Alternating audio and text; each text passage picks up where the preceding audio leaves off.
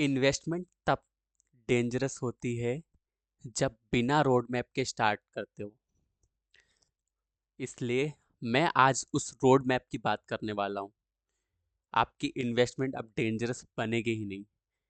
ठीक है।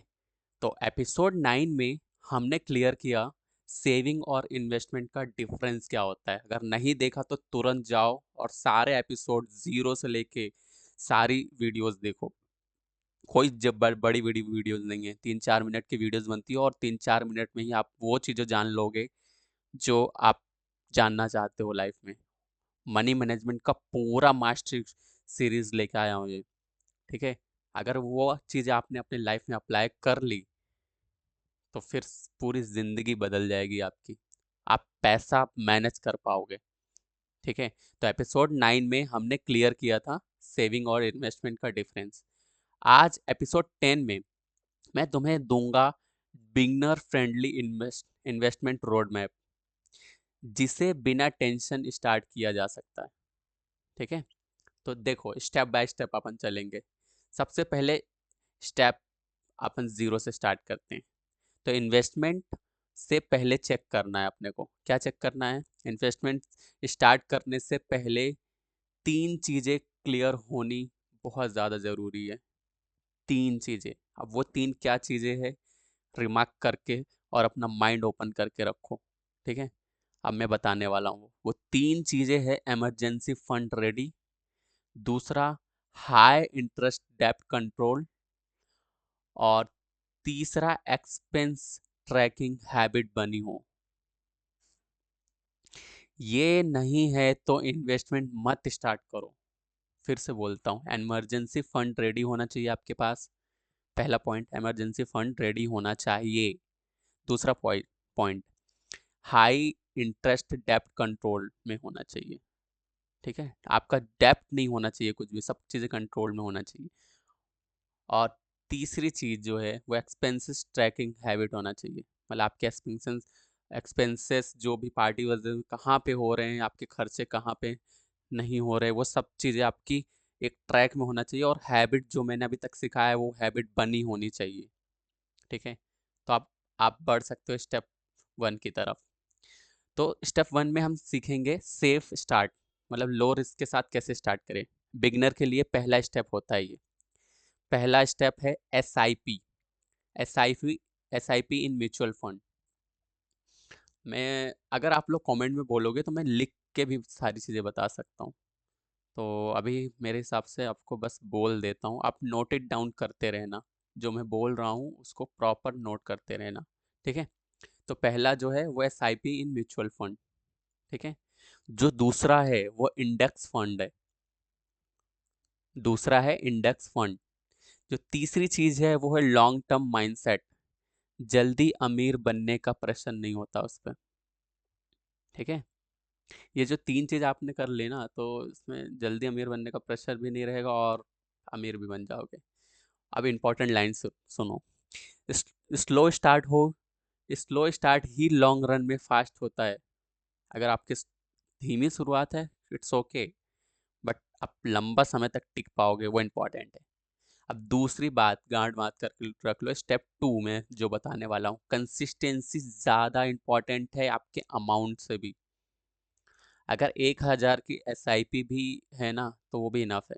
तो 1,000 SIP भी इनफ है अगर कंसिस्टेंसी है तो। अमाउंट बढ़ेगा, पहले हैबिट तो बनाओ, सब चीज़ें होगी। ठीक है। अब स्टेप 3 पे चलते हैं, हाई रिस्क बाद में। ठीक है। तो स्टेप 3, डायरेक्ट स्टॉक या फिर ट्रेडिंग या फिर क्रिप्टो। ये तब आता है जब नॉलेज प्लस डिसिप्लिन दोनों हो।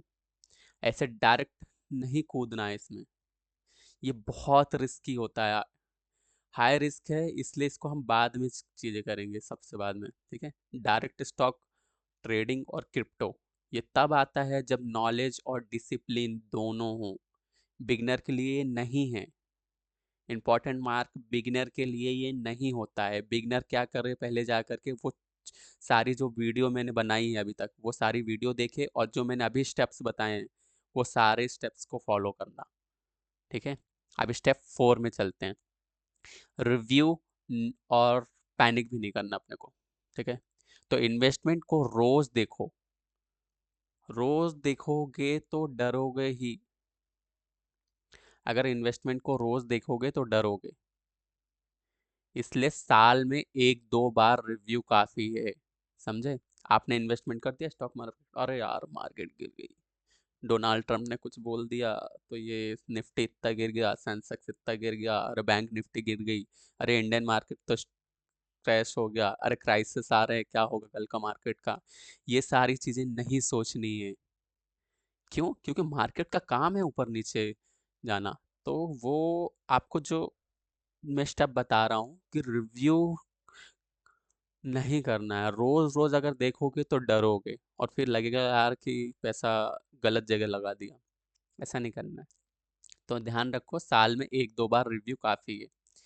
अब एक्शंस जो हैं जो आपको लेने हैं, आज का काम क्या है? आज का काम ये है कि डिसाइड करो एसआईपी अमाउंट कितना रखोगे। 500 से करना है, 200 से करना है, 500, 1000, जितना भी आपके पास है, 1000, 10,000, आप अच्छी जॉब करते हो, है ना, 10,000, और अच्छी करते हो 20,000, और अच्छी करते हो 50,000, है ना। तो जितना आपका बेस अमाउंट है, जितना आप सेव कर सकते हो, उसको एसआईपी में कर दो, लगा दो। डिसाइड करो कि एसआईपी अमाउंट क्या होगा, और गोल लिखो।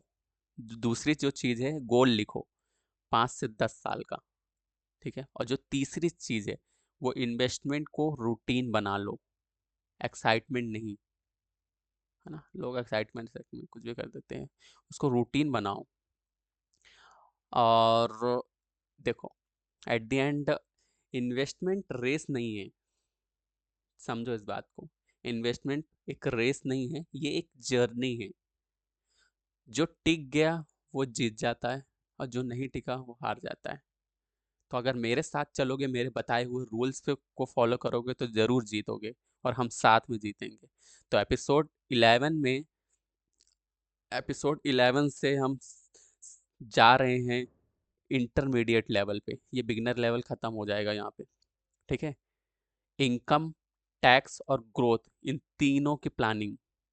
ठीक है, हम एपिसोड 11 में करेंगे। ठीक है, अब यही ठीक है, अब यहीं पे इसको एंड करते हैं। और मेरा स्लोगन जो है वो बोलता हूँ मैं सीखता हूँ और तुम्हें सिखाता हूँ।